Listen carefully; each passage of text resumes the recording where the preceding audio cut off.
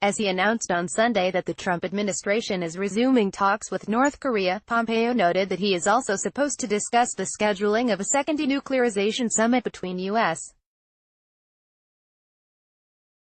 President Donald Trump and North Korean dictator Kim Jong-un when he meets Pyongyang's second-in-command Kim Yong-chol in New York City at the end of the week. I expect we'll make some real progress, including an effort to make sure that the summit between our two leaders can take place, where we can make substantial steps towards denuclearization, Pompeo told CBS's Face the Nation. Referring to the resumption of U.S.-South Korea military exercises, Reuters notes, the Korean Marine Exchange Program was among the training drills that were indefinitely suspended in June after U.S.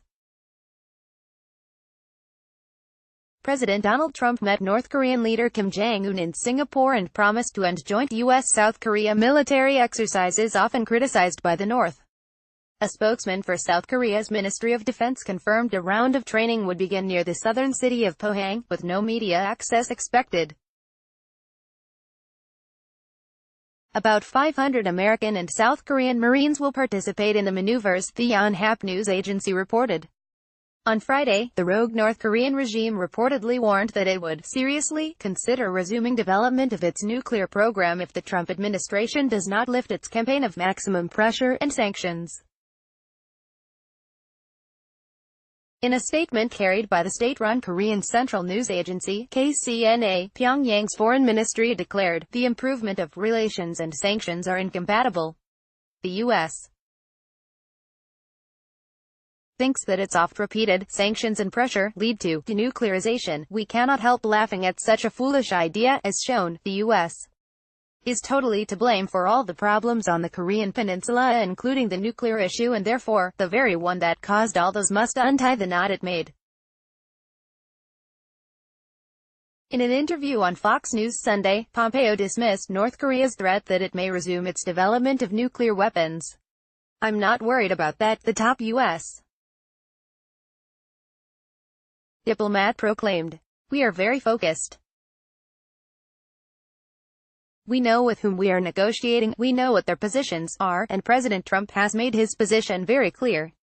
The Trump administration has vowed to keep its sanctions until the United States can verify that North Korea is taking steps towards the complete denuclearization of the Korean peninsula.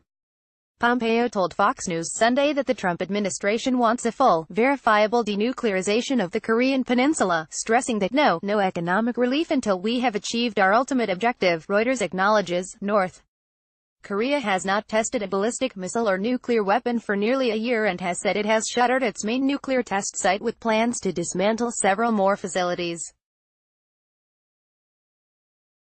In recent weeks, North Korea has pressed more sharply for what it sees as reciprocal concessions by the United States and other countries.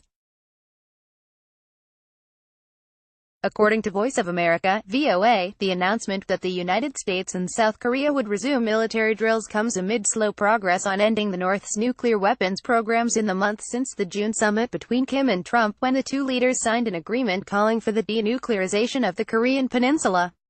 Nevertheless, Pompeo told Fox News that the prospective talks present a good opportunity to move towards specifics of when and how North Korea might bring about the complete, verifiable, and irreversible denuclearization of the Korea Peninsula as requested by the United States in exchange for sanctions relief, among other perks. Despite the slow progress in the Trump administration's effort to denuclearize the Korean peninsula, Pompeo cited the presence of favorable signs in the relationship between the United States and North Korea. We haven't had any missile tests, he noted. There have been no nuclear tests. We've had the returns of American remains from the Korean War of the early 1950s. These are all good steps. The United States hopes to finalize a U.S.-North Korea denuclearization deal by the end of President Trump's first term in office in January 2021, VOA points out.